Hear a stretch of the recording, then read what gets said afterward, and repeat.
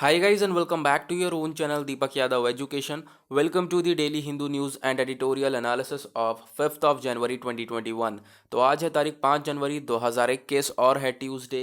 देखेंगे आज का the Hindu complete newspaper. The Hindu complete newspaper को एनालाइज करेंगे, बट लेक्चर में आगे बढ़ने से पहले गाइज अगर आप लोगों को इस लेक्चर की पीडीएफ चाहिए, देखो पीडीएफ डाउनलोड करने के लिए आपको क्या करना है, सबसे पहले डाउनलोड करना है टेलीग्राम और फिर सर्च बॉक्स में टाइप करना है दीपक यादव एजुकेशन।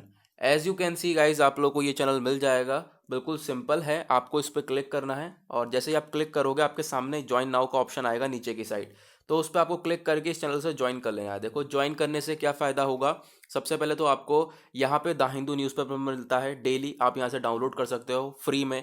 दूसरी चीज़, जो न्यूज़पेपर में हमारे करंट अफेयर्स आते हैं उसका बैकग्राउंड पोर्शन आपको यहाँ पे प्रोवाइड करवा दिया जाता है।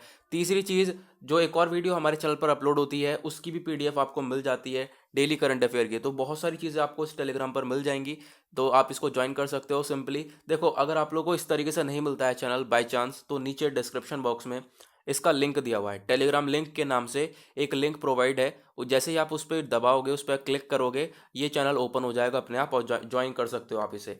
ओके, नाउ गाइस बढ़ते हैं आगे। और आगे बढ़ने से पहले अभी तक आपने इस YouTube चैनल को सब्सक्राइब नहीं किया है तो नीचे रेड कलर का बटन आ रहा होगा, सब्सक्राइब कर लेना, साथ ही साथ बेल आइकन भी प्रेस कर लेना।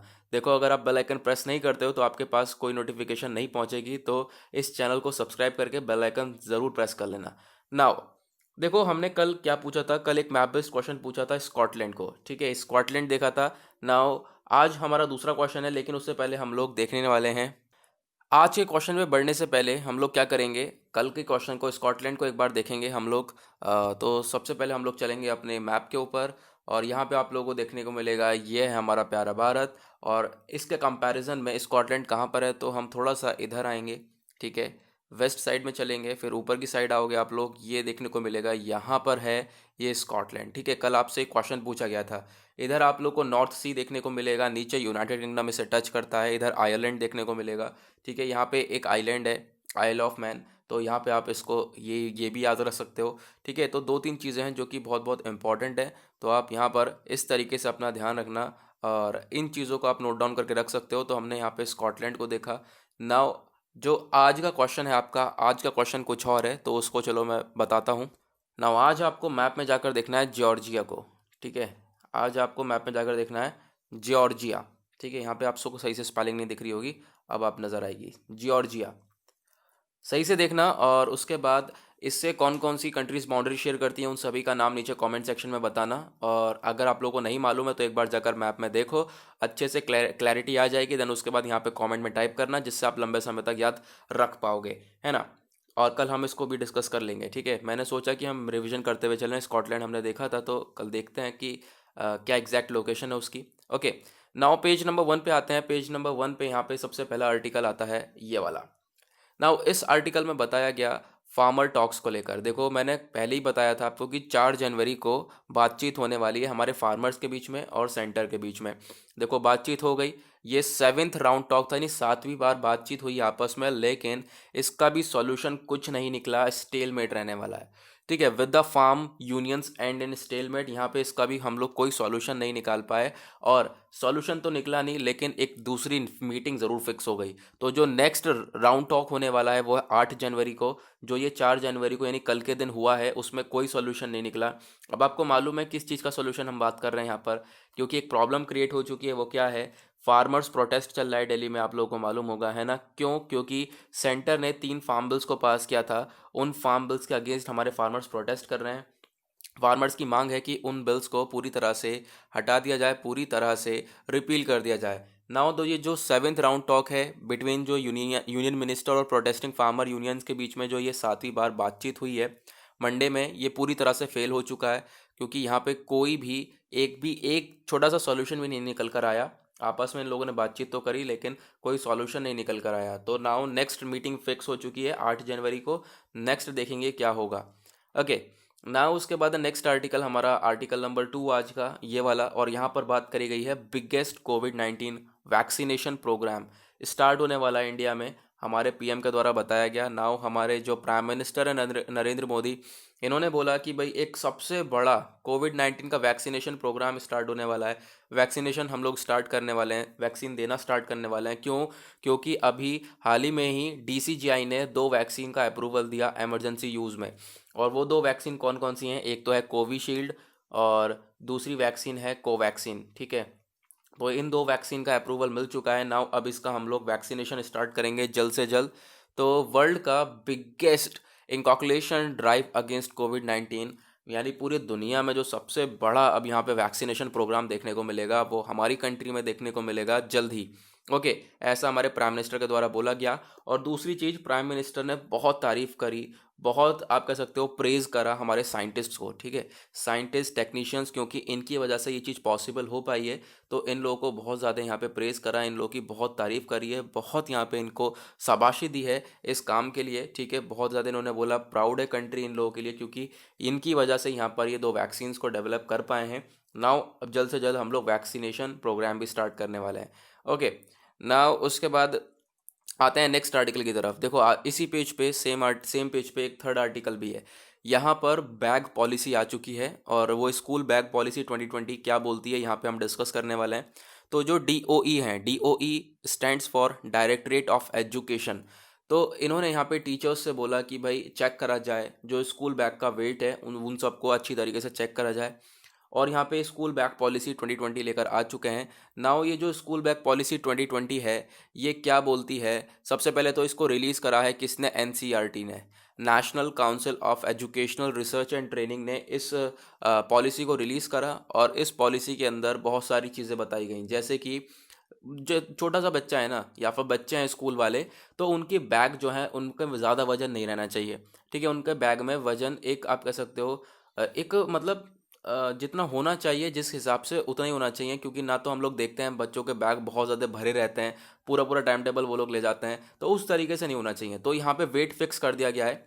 तो जो वेट होना है स्कूल बैग का एज पर द पॉलिसी, वो होगा, देखो सबसे पहले तो 1.6 केजी से 2.2 केजी तक। ये कौन सी क्लास के बच्चों का वेट होगा? कौन सी क्लास के बच्चों के बैग का वेट होगा? ये होगा क्लास 1 और 2, ठीक है? और 1.7 से लेके 2.5 केजी क्लास 3 और 4 के बच्चों के बैग का वेट होने वाला है, साथ में 5 के भी। और 2 और 3 केजी कितना होने, कौन सी क्लास के होगा? क्लास 6th और 7th के। 2.5 से लेकर 4 केजी तक ये कौन सी क्लास का होगा? क्लास 8 का। और 2.5 केजी से 4.5 केजी जो क्लास 9th और 10th का। 3.5 केजी से 5 केजी तक क्लास 11th और 12th का। तो ये पॉलिसी लेकर आई है कि भाई जो बैग का वेट होना है, क्लासेस को भी बता दिया गया। तो इन क्लासेस में बैग्स का वेट इतना ही रहना चाहिए, इससे ज़्यादा ना हो। और इसके पीछे का रीज़न क्या है कि भाई देखो जो ये वेट है ना, इसकी वजह से बहुत सारी प्रॉब्लम देखने को मिलती है बच्चे को, ठीक है? बहुत सारी प्रॉब्लम्स क्रिएट हो जाती हैं, बच्चे की हेल्थ, बच्चों का ग्रोथ नहीं देखने को मिलता, उनकी हेल्थ के ऊपर बहुत सारे इफेक्ट्स पड़ते हैं, नी में पेन देखने को मिल जाता है, ठीक है? तो शुरुआत में अगर ये काम हो जाएगा तो फिर इससे प्रॉब्लम क्रिएट हो जाएगी। नाउ उसको देखते हुए हमारे directorate of education school bag policy 2020 को डिस्कस करा इन्होंने।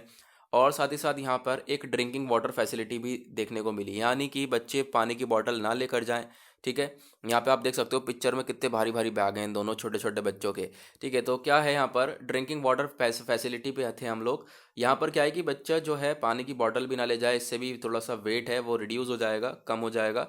तो इससे क्या होगा, जो पोर्टेबल वाटर है, जहाँ स्कूल्स वगैरह में एक अच्छा वाटर मिले, पोर्टेबल वाटर रहेगा, तो वो हमें एक सफिशिएंट क्वांटिटी में मिल जाएगा, ठीक है? तो इससे क्या होगा, जो बॉटल्स वगैरह है वो ज़रूरत नहीं है कि हम कैरी कर सकें, उससे भी जो है वेट वो इंक्रीज़ हो जाएगा। देखो मकसद क्या है कि जो ये हैवी स्कूल बैग हैं, इनका बहुत बड़ा इफ़ेक्ट पड़ता है बच्चे के फिजिकल इफ़ेक्ट पर और उनकी ग्रोथ के ऊपर, ठीक है? साथ ही साथ उनके नीज़ में, वर्टेब्रल कॉलम में, तो यहाँ पर इन सब जगह पर इफ़ेक्ट पड़ता है। दैट इज़ वाई यहाँ पे ये काम करा जा रहा है। ओके, ना उसके बाद आते हैं पेज नंबर 2 के ऊपर। देखो अब आपकी राय में, देखो यहाँ पर एक क्वेश्चन उठ जाता है, ठीक है? अब यहाँ पे एक क्वेश्चन पूछा जा सकता है, अब बताओ ये आपकी राय में ये पॉइंट सही है या नहीं? यानी ये जो स्कूल बैग पॉलिसी 2020 है ये बिल्कुल सही है या नहीं? ये एथिक्स के पॉइंट ऑफ व्यू से देखते हैं, ये सभी लोग बताएंगे कि हाँ आपके पॉइंट ऑफ व्यू से सही है या नहीं। ओके, एक्सप्लेन करना उसे। नाउ उसके बाद हम लोग आगे बढ़ते हैं। पेज नंबर 2 पे हमारे लिए कोई आर्टिकल नहीं है जो हम डिस्कस करें। पेज नंबर 3 पे भी कुछ भी इम्पोर्टेंट है नहीं। पेज नंबर 4 के ऊपर आएंगे, यहाँ पर एक छोटा सा आर्टिकल ये आप लोगों को देखने को मिलेगा। और यहाँ पर ये एक जानवर है जिसको हम लोग पैंगोलिन कहते हैं, ठीक है? जो काफ़ी ज़्यादा न्यूज़ में था जब कोरोना वायरस आउटब्रेक देखने को मिला था। तो ये जो पैंगोलिन है, इसकी बहुत ज़्यादा पोचिंग देखने को मिल रही है। पोचिंग मतलब इलीगल हंटिंग, इलीगल ट्रेड, ठीक है, इधर से उधर करना, इलीगल काम, गैर कानूनी काम। तो इस एनिमल की पोचिंग देखने को मिल रही है। और अगर हम बात करें तो ये एनिमल ऑलरेडी ख़त्म हो रहा है, यानी जो इसकी प्रजाति है वो ऑलरेडी पूरी तरह से समाप्त होती जा रही है ना। पोचिंग देखने को मिलती है तो ये और ज़्यादा ख़राब सिचुएशन बन जाती है। तो उसके द्वारा बोला गया, जो ओडिशा फॉरेस्ट डिपार्टमेंट है, इन्होंने जो है अब बहुत ज़्यादा स्ट्रिक्टर रूल्स लेकर आ चुके हैं कि भाई चेक करा जाएगा अच्छी तरीके से इन पेंगोलिन का पोचिंग को और ट्रेडिंग को, क्योंकि सोशल मीडिया पे ट्रैक करा गया कि इनकी पोचिंग देखने को मिल रही है। यानी सोशल मीडिया पे देखने को मिला कि जो पेंगोलिन है इनका इलीगल ट्रेड, इलीगल हंटिंग देखने को मिल रही है। तो उसके लिए यहाँ पर काम कर रहा है हमारा ओडिशा फॉरेस्ट डिपार्टमेंट और स्ट्रिक्टर रूल्स वगैरह लेकर आ चुका है और बोल दिया है कि भाई अब यहाँ पर ध्यान दिया जाएगा अच्छे से और कोशिश है कि पोचिंग ना हो, क्योंकि हमारी प्रजातियाँ वैसे ही ख़त्म हो रही हैं और यहाँ पर ये बहुत बड़ा नुकसान है। अगर कोई भी प्रजाति ख़त्म होती है हमारे कंट्री में से तो हमारे लिए बहुत बड़ा नुकसान है। तो उसकी वजह से हम लोग यहाँ पर काम करने वाले हैं ना। उसके बाद नेक्स्ट आर्टिकल ये वाला देखो। इस आर्टिकल का जो बेसिक है ये आपको समझ में आने वाला है आज के डेली करंट अफेयर वाले वीडियो में। देखो मैंने आज के डेली करंट अफेयर वाले वीडियो में मैंने डिस्कस किया है कि जो एक केरला में एक जगह है वहाँ पर बहुत सारी बर्ड्स की डेथ देखने को मिली, ठीक है। तो जो बर्ड्स की डेथ थी हिमाचल प्रदेश के अंदर, सॉरी हिमाचल प्रदेश के अंदर, मैंने केरला बोल दिया। हिमाचल प्रदेश में एक डैम है जिसका नाम है पौंग डैम, ठीक है। एक सेकंड जूम करते हैं, यहीं पर हम लोग डिस्कस करेंगे। देखो ये आप सही है। जो माइग्रेटरी बर्ड्स हैं उनको उनकी डेथ देखने को मिली। कम से कम 1800 माइग्रेटरी बर्ड्स मरी हुई थी वहाँ पर। कहाँ पर? पौंग डैम लेक पर, जो कि हिमाचल प्रदेश में है, हिमाचल प्रदेश के कंगरा डिस्ट्रिक्ट में। अब हमने इसकी चेकिंग वगैरह करी। देखो इस इनिशियली हम लोग को तो मालूम नहीं चला कि भाई ऐसे हुआ कैसे, 1800 बर्ड एकदम से ख़त्म हो गई, एकदम से 1800 बर्ड मर गई ना। हमने बर्ड का उठाकर उनकी टेस्टिंग वगैरह के लिए भेजा लैबोरेटरी। अब जब टेस्टिंग वगैरह हुई तो उसके बारे में पता चला कि भाई जो ये बर्ड्स थी इन्हें बर्ड फ्लू था, पॉजिटिव बर्ड फ्लू देखने को मिला, ठीक है। तो इसका जो मेन रीज़न था, इनकी जो डेथ हुई है उसके पीछे मेन रीज़न यह है कि बर्ड फ्लू कंफर्म देखने को मिला, यानी कि बर्ड फ्लू की वजह से ही इनकी डेथ हुई है इन सभी बर्ड्स की कांगड़ा रीजन में। ओके नाउ अब चलते हैं आगे। नाउ आते हैं पेज नंबर 8 के ऊपर। पेज नंबर 8 पे वही पेज नंबर 1 वाले सेम आर्टिकल डिस्कस करे हुए हैं। ये हमने अभी देखा कि फार्मर और यूनियन के बीच में 7th टॉक हो चुकी है लेकिन कोई सोल्यूशन नहीं निकल कर आया। बिगेस्ट वैक्सीनेशन प्रोग्राम हम लोग स्टार्ट करने वाले हैं जल्द ही। उसके बाद एक छोटा सा आर्टिकल यहाँ पर ये भी है। देखो बर्ड फ्लू की अभी हमने बात ही करी थी कि हिमाचल प्रदेश में बर्ड फ्लू की वजह से बहुत सारी बर्ड्स की डेथ हो गई हैं, लेकिन उसके अगला ही आर्टिकल आया है केरला के अंदर बहुत सारे। यहाँ पे अगर हम बात करें, Kerala on alert after bird flu in 2 districts, यानी कि केरला के अंदर एक बहुत बड़ा अलर्ट दे चुके हैं इस बर्ड फ्लू की वजह से। तो 2 डिस्ट्रिक्ट के अंदर ये बर्ड फ्लू है काफ़ी सारा, तो ये देखने को मिल रहा है। तो केरला को हाई अलर्ट पर डाल दिया गया है। अगर हम बात करें, देखो H5N8 सब type of influenza A virus ये देखने को मिला है डक्स के अंदर, ठीक है। और ये जो वायरस है जब डक्स के अंदर हो गया तो ये बहुत बड़ी सिचुएशन क्रिएट कर सकता है। ये बीमारी भी बहुत बड़ी बीमारी बन सकती है, बहुत तेज़ी से फैल सकती है। तो उसी के लिए यहाँ पे केरला को बहुत बड़े हाई अलर्ट पर डाल दिया है कि भाई अब यहाँ पे सिचुएशन कंट्रोल करनी पड़ेगी। नाउ अगर हम बात करें केरला के अंदर जो 2 डिस्ट्रिक्ट है जहाँ पर ये फैला है वो है कोत्तयम और अलापुझा डिस्ट्रिक्ट। ओके नाउ आगे बढ़ते हैं उसके बाद और पेज नंबर 9 के ऊपर आएंगे। पेज नंबर 9 पर बहुत सारे पॉलिटिक्स रिलेटेड आर्टिकल हैं जो कि बिल्कुल नहीं पढ़ने आपको, क्योंकि यूपीएससी पॉलिटिक्स रिलेटेड आर्टिकल नहीं पूछता ना। उसके बाद यहाँ पर ये है एक आर्टिकल, यहाँ पर क्या बताया गया, जो बजट सेशन है वो होने वाला है जल्द ही। जो बजट सेशन ऑफ पार्लियामेंट है वो एक्सपेक्ट करा जा रहा है इसी बीच होगा, ठीक है। और यहाँ पे कोविड-19 की सेफ्टी को परखते हुए यहाँ पे सारा काम करा जाएगा, जैसे कि फिजिकल डिस्टेंसिंग और भी बहुत सारे काम, ठीक है। ये सब को मेंटेन करने के बाद हम लोग बजट सेशन को हेल्ड करने वाले हैं, बजट सेशन को करवाएंगे, ठीक है। तो जो सबसे पहली बात यहाँ पे बताया गया, जो मेंबर्स हैं वो सेपरेटली बैठेंगे, ठीक है। और सारे जो कोविड-19 के नॉर्म्स, रूल्स एंड रेगुलेशंस होंगे उसको फॉलो करते हुए ये बजट सेशन होने वाला है। देखो बजट सेशन भी बहुत इंपॉर्टेंट है क्योंकि हम बजट भी जारी करेंगे, बजट लेकर आएंगे। फिर हम लोग यहाँ पे डिस्कस भी करने वाले हैं बजट। ठीक है, अभी फ़िलहाल इकॉनमी सर्वे आएगा, इकोनॉमिक सर्वे के बाद बजट आएगा, तो भी बहुत इंपॉर्टेंट चीज़ें आने वाली हैं जो हम डिस्कस करेंगे इस यूट्यूब चैनल के ऊपर, आपको उनकी वीडियोज़ में मिल जाएंगी। ओके, नाउ पेज नंबर 10 के ऊपर आएंगे हम लोग। पेज नंबर 10 पे यहाँ पे एक छोटा सा आर्टिकल ये वाला आपको देखने को मिलेगा। यहाँ पे बोला गया 10 मिलियन कोवैक्सीन डोजेस जो है वो पूरी तरह से रेडी हैं भाई। अब हम लोग वैक्सीनेशन प्रोग्राम स्टार्ट करेंगे। 10 मिलियन कोवैक्सीन डोजेस रेडी हो चुकी हैं। ओके, तो ये जो वैक्सीन एफिकेसी डेटा है ये अवेलेबल करवाया जाएगा मार्च तक, ऐसा हमारे भारत बायोटेक चीफ ने बोला है। अब देखो देखो यहाँ पर एक बहुत बड़ी कंट्रोवर्सी भी हो रही है और बहुत सारे आर्टिकल आए भी हैं। सबसे पहले जब भी हम एडिटोरियल पे चलेंगे ना, एडिटोरियल सबसे लास्ट में, वहाँ पे एक एडिटोरियल आया हुआ है, उसमें बताया गया वैक्सीन की हेजिटेंसी के ऊपर। ठीक है, यानी कि ये जो कोवैक्सीन है और ये कोविशील्ड वैक्सीन को अभी हाल ही में जो अप्रूवल दिया है इसको, ये हमने बहुत जल्दबाजी में दे दिया। हमारे पास इसका कोई इफेक्टिव डेटा नहीं है। ठीक है, यानी कि मतलब काम करनी ही करनी है एग्जैक्टली वैक्सीन, इसका कोई साइड इफेक्ट नहीं है, इस तरीके का हमारे पास कोई डेटा, कोई इफेक्टिव डेटा नहीं है, जिसकी वजह से हमने जल्दबाजी में इस वैक्सीन को पूरी तरह से लॉन्च कर दिया है। ठीक है, तो यहाँ पे एडिटोरियल में डिस्कस करा गया है इसके बारे में, तो वो भी यहाँ पर बात करेंगे हम। ठीक है, तो फिलहाल तो अभी यहाँ पर ये बात हो रही है कि 10 बिलियन जो कोवैक्सीन डोजेज हैं वो पूरी तरह से रेडी हैं और ये जो एफिकेसी डेटा है इसका वो अवेलेबल होगा मार्च तक, यानी जनवरी फरवरी आपको वेट करना पड़ेगा, मार्च तक मालूम चलेगा हाँ भाई वैक्सीन कितनी इफेक्टिव है। ओके, नाउ यहाँ पे आपको देखने को मिलेगा adverse events must be reported for fortnightly. जो कोवैक्सीन और कोविशील्ड है ये यहाँ पर टेस्ट वगैरह इनकी हुई नहीं है अच्छी तरीके से। अगर टेस्टिंग वगैरह होती तो फिर इसका एक इफेक्टिव रिजल्ट हम लोग को मालूम चलता।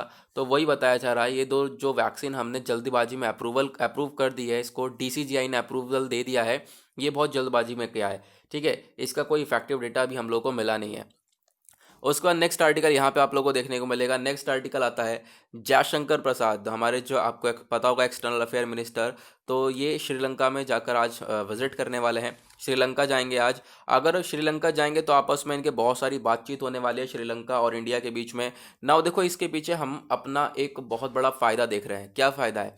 जो ये विजिट है ये इसके पीछे एक स्ट्रैटेजिक और डिप्लोमेटिक रीज़न भी है कि इंडिया जो है वो ट्राई कर रहा है ना कि जो चाइनीज़ का आउटरीच है श्रीलंका के अंदर उसको कंट्रोल कर सके। देखो चाइना क्या कर रहा है, जो हमारे नेबरिंग कंट्रीज़ हैं उनमें बहुत बुरी तरह से घुस रहा है। जैसे कि आप लोग देख लो बांग्लादेश में कितनी बुरी तरह से घुसने की कोशिश कर रहा है, साथ ही साथ श्रीलंका के अंदर सोच रहा है कि यहाँ पे हम लोग इन एरियाज़ को कब्जा कर लें, अच्छे से इनको ट्रैप कर लें। ठीक है, इन्हें लोन दे दें अच्छी तरीके से, डायरेक्ट ट्रैप में फंसा दें, फिर ये लोग लोन नहीं चुका पाएंगे और फिर जो चाइना कहेगा वो ये लोग करते रहेंगे। तो इसके लिए यहाँ पर बताया गया कि जो हमारा इंडिया है, इंडिया के एक्सटर्नल अफेयर मिनिस्टर गए हैं विजिट पर, आज जाएंगे विजिट पर श्रीलंका और जाकर अपने रिलेशंस को मेंटेन करेंगे श्रीलंका के साथ और जितनी भी पॉसिबल चीज़ें होंगी उसको अच्छी तरीके से साइन करके आएंगे। And the second thing is कि हम लोग ज़्यादातर फोकस कर रहे हैं कि जो चाइना का आउटरीच है, यानी कि चाइना अपनी चलाने की कोशिश कर रहा है इस रीजन में, उसको हम ख़त्म कर सकें। क्योंकि श्रीलंका भी काफ़ी हद तक झुका हुआ है चाइना के पास, है ना, काफ़ी हद तक झुका हुआ है चाइना की तरफ, तो हमें वो रिलेशन ख़त्म करना है।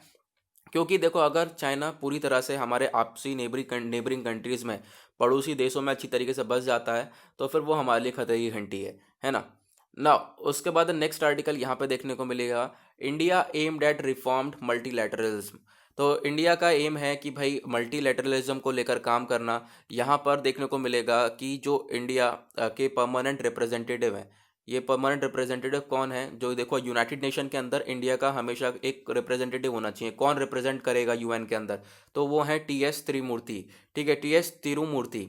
तो इन्होंने इंस्टॉल करा है ट्राई कलर एट सेरेमनी और यहाँ पे बताया इंडिया काम करेगा एट अ मल्टीलैटरलिज्म, यानी इंडिया काम करने वाला है बहुत सारी कंट्रीज़ के साथ मिलकर। साथ ही साथ ये जो आप कह सकते हो बोला जा रहा है इंडिया जो है ये यूएनएससी के अंदर एक लार्जेस्ट डेमोक्रेसी है जो कि रिप्रेजेंट करता है।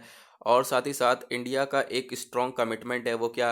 रिफॉर्म्ड मल्टीलेटरलिज्म, यानी rule of law, fair equitable international system, यानी कि पीस और सिक्योरिटी का डेवलपमेंट करना, ये सारी चीज़ों के ऊपर काम करता है। ओके, तो यहाँ पे बात ये देखने को मिलेगा जो जिन्होंने रिप्रेजेंट करा है इंडिया को, यानी इंडिया की तरफ से रिप्रेजेंट करा है यूएन के अंदर कि हाँ भाई इंडिया भी एक पार्ट है यूएन का, तो वो क्या है? Will be a voice of developing world, यानी कि जो ये तिरुमूर्ति जी हैं इन्होंने यहाँ पर बोला इंडिया जो है एक आप वॉइस बन सकता है पूरी तरह से डेवलपिंग वर्ल्ड का। ओके, यानी इंडिया बहुत बड़ा रोल प्ले कर सकता है बाकी सारी कंट्रीज़ के साथ, इनके द्वारा ये बातें रखी गई हैं। पीस सिक्योरिटी को मेंटेन कर सकता है। नेक्स्ट जो आर्टिकल यहाँ पे देखने को मिलेगा, जो टेम्पल है वर्क है वो स्टार्ट हो रहा है बाय जनवरी एंड। ठीक है, कौन से टेम्पल का वर्क, क्योंकि जो सबसे ज़्यादा न्यूज़ के अंदर था यानी राम मंदिर, राम मंदिर जो अयोध्या के अंदर है वो स्टार्ट होने वाला है जनवरी के एंड से, यानी इस महीने की एंड से हम लोग इसको स्टार्ट करने वाले हैं बनाना। ओके, तो गाइज यहाँ पर वही था आर्टिकल, देखेंगे अभी यहाँ पे और क्या सिचुएशन क्रिएट होती है। उसके बाद बढ़ते हैं आगे, और आज थोड़ा सा वीडियो लंबा हो रहा है, कोई बात नहीं, आर्टिकल काफ़ी सारे हैं जो डिस्कस करने थे। पेज नंबर 13 के ऊपर आते हैं, वर्ल्ड पेज के ऊपर देखेंगे दुनियादारी के अंदर क्या चल रहा है। सबसे पहले तो भाई ईरान का, ईरान जो को क्या कर रहा है, ईरान ने अपना स्टेप बढ़ा लिया है यूरेनियम एनरिचमेंट को लेकर, कि ईरान अपना यूरेनियम एनरिच कर रहा है।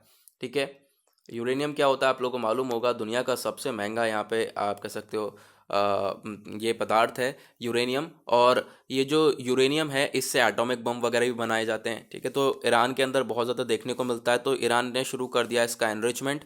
यहाँ पे देखने को मिलेगा, Iran on Monday begin enriching uranium up to 20% at a underground facility. 20% तक यहाँ पर जो है ईरान क्या करने वाला है, यूरेनियम एनरिचमेंट करने वाला है। देखो इस जिससे क्या होगा कि ईरान अपनी तरह से काफ़ी मतलब अपनी तरफ काफ़ी प्रोटेक्शन बढ़ा रहा है। क्यों? क्योंकि आज के टाइम पर ईरान के रिलेशंस यूएस के साथ बिल्कुल अच्छे नहीं हैं, इजराइल के साथ अच्छे नहीं हैं। बहुत सारी कंट्रीज़ हैं जो कि ईरान से चिढ़ती हैं, तो ईरान के साथ रिलेशंस बहुत सारी कंट्रीज़ के ख़राब है। तो ईरान एक तरीके से एनरिचमेंट कर रहा है, यूरेनियम एनरिच कर रहा है ताकि वो अपने को आगे बढ़ा सके, अपनी प्रोटेक्शन बढ़ा सके। ओके, ना उसके बाद नेक्स्ट आर्टिकल यहाँ पे देखने को मिलेगा। देखो जो फॉसी हैं, फॉसी यानी डॉक्टर एंथोनी फॉसी, इनके द्वारा बोला गया 100 मिलियन शॉट्स इन 100 डेज पॉसिबल। यानी कि एंथोनी फॉसी कौन है, यूएस के टॉप इन्फेक्शियस डिजीज एक्सपर्ट, यानी कि जो भी इन्फेक्शन डिजीज होती है उसके एक्सपर्ट है। तो इनके द्वारा बोला गया भाई पॉसिबिलिटी है कि 100 डे में, यानी कि 100 दिन में हम 100 मिलियन शॉट्स दे सकते हैं, इसकी पॉसिबिलिटी है। ओके, ना उसके बाद नेक्स्ट आर्टिकल यहाँ पे ये देखने को मिलेगा, Taliban to blame for spate of assassinations US military. US military ने मंडे को ब्लेम करा तालिबान को। ठीक है, यूएस मिलिट्री ने ब्लेम डाल दिया तालिबान के ऊपर कि वहाँ पे जो भी प्रोमिनेंट अफगान्स की, देखो हुआ क्या है, तालिबान के वहाँ पर डेथ देखने को मिली है अफगान्स की।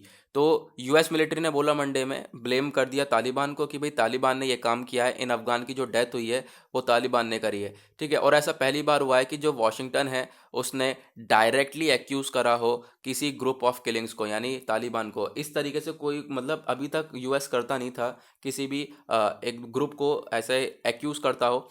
अब यहाँ पे पहली बार देखने को मिला है कि यहाँ पे यूएस ने ऐसा स्टेप उठाया है।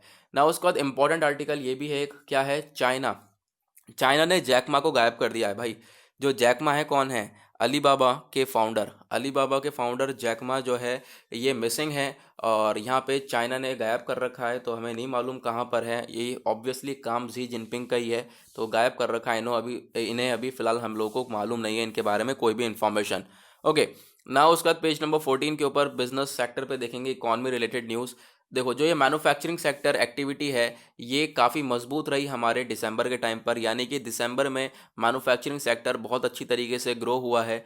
ठीक है, तो उसकी वजह से भी देखो इकॉनमी हमारी थोड़ी बहुत जो है अपवर्ड चली है, थोड़ा बहुत इम्प्रूवमेंट देखने को मिला है।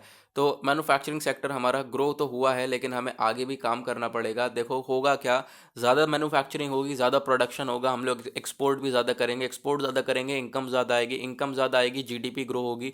ठीक है, तो बहुत सारी चीज़ें हैं। तो फिर यहाँ पे मैन्युफैक्चरिंग सेक्टर को आगे भी ग्रो होना है, जैसे दिसंबर में हुआ है उसी तरीके से हम लोग को आगे भी बढ़ते हुए चलना है।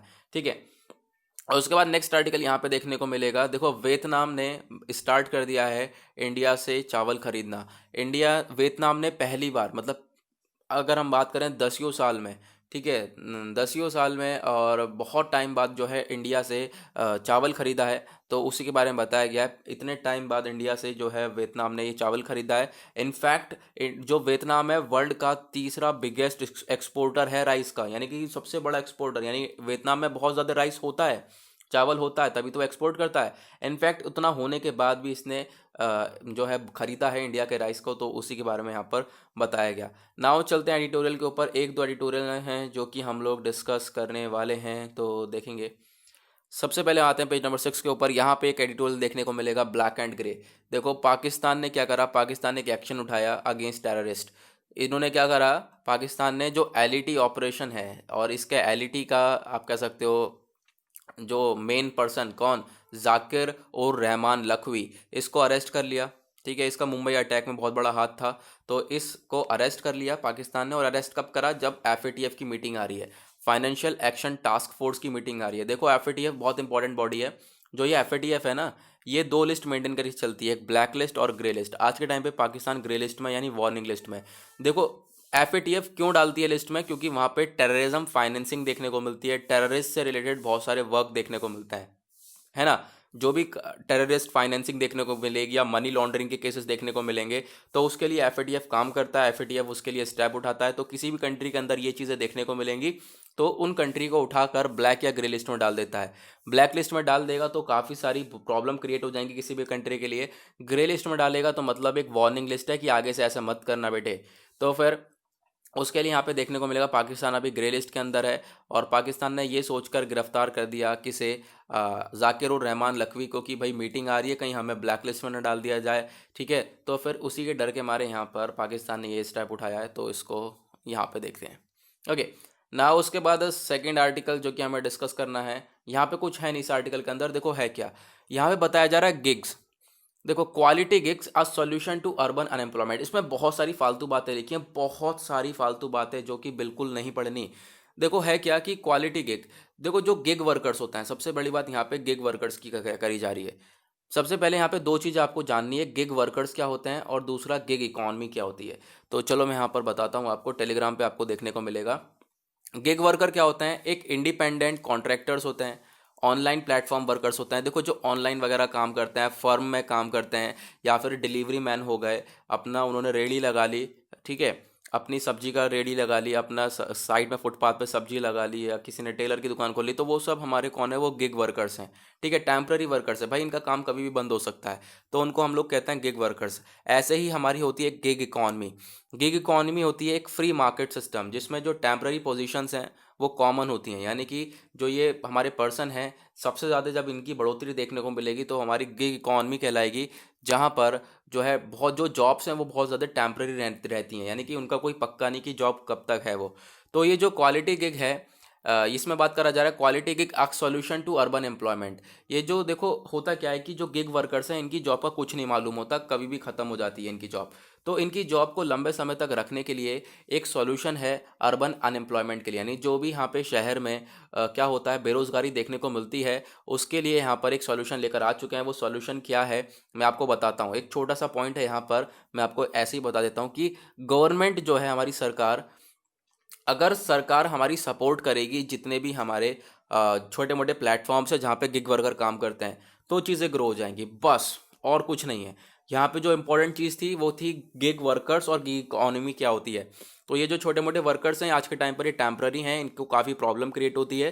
ठीक है, काफ़ी प्रॉब्लम होती है, कभी भी जॉब चली जाती है इनकी। और लॉकडाउन के बाद तो हमने उन्हें देखा, ये भी इसके अंदर बताया गया, पूरी की पूरी कोरोना की कहानी बता दी कि लॉकडाउन के बाद भी हम लोगों ने देखा बहुत सारे लोगों की जॉब्स गई, फैक्ट्रीज बंद हो गई, तो गिग वर्कर्स घर पे रहे अपने, उन्होंने कोई और काम पकड़ लिया, तो ऐसी सिचुएशन क्रिएट हो गई है। नाउ यहाँ पे अगर गवर्नमेंट सपोर्ट करती है, जो छोटी मोटी ऑनलाइन प्लेटफॉर्म्स हैं या कोई भी है, ठीक है, उनको अगर हमारी सरकार सपोर्ट करेगी तो वो गिग वर्कर एक उनकी एक क्वालिटी गिग वर्कर बन जाएंगे। ठीक है, क्वालिटी गिग बन जाएंगी, तो फिर उससे हमें काफ़ी सारा बेनिफिट देखने को मिल जाएगा। नाउ आगे बढ़ते हैं, उसका पेज नंबर 7 के ऊपर आज का लास्ट आर्टिकल आता है ये वाला। नाउ इस आर्टिकल के अंदर डिस्कस करा गया है वैक्सीन को लेकर। देखो मैंने आपको बताया था, जैसा आज का एडिटोरियल है, दो वैक्सीन को हमने अभी हाल ही में पूरी तरह से अप्रूवल दे दिया। कौन कौन सी वैक्सीन है, कोविशील्ड और कोवैक्सीन, इसको अप्रूवल दिया गया है डीसीजीआई के द्वारा, है ना। नाउ अब यहाँ पर इसको क्रिटिसिज्म करा जा रहा है, उसको क्रिटिसाइज करा जा रहा है, बोला ये जा रहा है कि भाई बहुत जल्दी में काम कर दिया, ये बहुत ही ज़्यादा हेस्टी अप्रूवल था, बहुत जल्दी में करा, नो ट्रांसपेरेंसी। भाई इसके पीछे कुछ भी हम लोगों को मालूम नहीं है, कोई इसका इफेक्टिव रिजल्ट नहीं है, जल्दी से हम लोगों ने क्या कर दिया, इनको आप कह सकते हो अप्रूवल दे दिया। अब ये जो कोवैक्सीन और कोविशील्ड है किसने बनाई है, तो यहाँ पे ये बनाई गई एक बनाई गई है सीरम इंस्टीट्यूट ऑफ इंडिया के द्वारा, और एक बनाई गई है भारत बायोटेक के द्वारा। ठीक है। नाउ अगर हम बात करें यहाँ पर, तो ये बोला जा रहा है कि जो रेगुलेटर हैं उन्होंने बहुत जल्दीबाजी मचा दी, कोई इसकी पूरी पक्की इन्फॉर्मेशन है नहीं, और उस जल्दबाजी में वैक्सीन को अप्रूव कर दिया। नाउ ये कोई कॉन्फिडेंस इंस्पायर नहीं करता, मतलब कि इससे कोई फ़ायदा नहीं है भाई, अगर हमने इतनी जल्दी में ये काम किया है तो। ओके, कोई यहाँ पे सफिशेंट सेफ्टी नहीं है, एफिकेसी डेटा नहीं है, मतलब कि इस वैक्सीन से बिल्कुल सही हो जाएंगे ऐसा कोई हमारे पास इफेक्टिव डेटा नहीं है। ठीक है, कोई सफिशेंट नॉलेज नहीं है, तो फिर हम लोग क्या कर सकते हैं, इससे प्रॉब्लम भी क्रिएट हो सकती है। देखो, हमें कुछ भी नहीं मालूम, इससे जो है प्रॉब्लम बढ़ भी सकती है, लोगों को और ज़्यादा प्रॉब्लम हो सकती है। तो यहाँ पे हम लोगों को इतनी जल्दी इसका अप्रूवल नहीं देना चाहिए था, ये यहाँ पर ये बोला गया। ठीक है, अगर हमने इतनी जल्दी अप्रूवल दिया है, हमारे पास कोई डेटा है नहीं कि क्या रिजल्ट है इसका, तो इससे क्या होगा कि जो आप क्या करो, ट्रस्ट ब्रेक कर रहे हो, जो कस्टमर है, जो भी हम लोग हैं, हमारा एक ट्रस्ट ब्रेक करा जा रहा है। ठीक है, और ये सबसे बड़ी प्रॉब्लम भी क्रिएट हो सकती है। ओके, लेकिन अगर हम बात करें यूके के अंदर, यूएस के अंदर, तो इनके रेगुलेटर ने बहुत बढ़िया तरीके से कोविड वैक्सीन को अप्रूव करा।